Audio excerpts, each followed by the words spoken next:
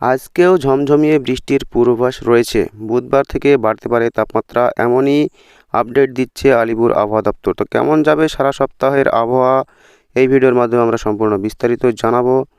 তো ভিডিওর সঙ্গে থাকুন, ভিডিওটি লাইক করতে ভুলবেন না, চ্যানেলটি সাবস্ক্রাইব করে রাখবেন আবহাওয়ার লেটেস্ট আপডেট পাওয়ার জন্য। আবহাওয়া দপ্তরের পূর্বাভাস অনুযায়ী গত সপ্তাহে টানা বৃষ্টিতে ভিজেছে শহর কলকাতা সহ দক্ষিণবঙ্গের বিভিন্ন জেলা।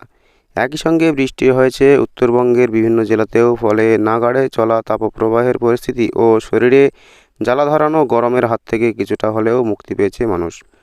এরপর অবশ্য হাওয়া অফিসের পূর্বাভাস, নতুন সপ্তাহে ফের আবহাওয়া পরিবর্তন আসতে পারে।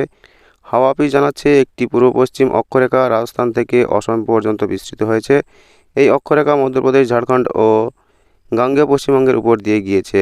আরও একটি অক্ষরেখা বিহার ও ওড়িশা পর্যন্ত বিস্তৃত, যা ঝাড়খণ্ড ও গাঙ্গেয় পশ্চিমবঙ্গের উপর দিয়ে গিয়েছে।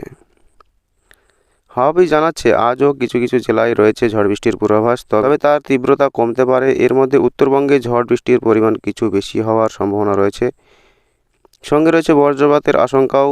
আলিপুর আবহাওয়া দপ্তরের পূর্বাভাস অনুযায়ী আজ সোমবার দক্ষিণবঙ্গের জেলাগুলিতে বৃষ্টি অনেকটাই কম হবে। আজ সোমবার বিক্ষিপ্তভাবে কয়েক পশলা বৃষ্টি হতে পারে। পূর্ব এবং পশ্চিম মেদিনীপুর, উত্তর এবং দক্ষিণ 24 পরগনা একটু বেশি হতে পারে।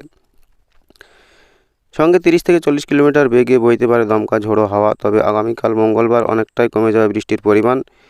বুধবার থেকে ফের বাড়তে শুরু করবে তাপমাত্রা। জেলায় জেলায় বৃষ্টির পরিমাণ অনেকটাই কমে যাবে, বিক্ষিপ্তভাবে 2-1 জায়গায় হতে পারে বৃষ্টি। শুক্রবারের মধ্যে 3-4 ডিগ্রি তাপমাত্রা বাড়তে পারে জেলাগুলিতে।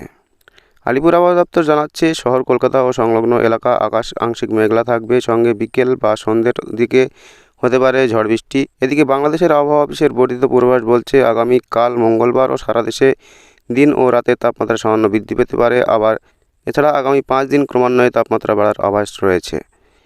এদিকে আজ সোমবার রংপুর, রাজশাহী ও খুলনা বিভাগের কিছু জায়গায় এবং ঢাকা, ময়মনসিংহ, বরিশাল, চট্টগ্রাম ও সিলেট বিভাগের 2-1 জায়গায় বৃষ্টি হতে পারে। সেই সঙ্গে কোথাও কোথাও বিক্ষিপ্তভাবে শিলাবৃষ্টি ও বজ্রপাতের আশঙ্কাও রয়েছে।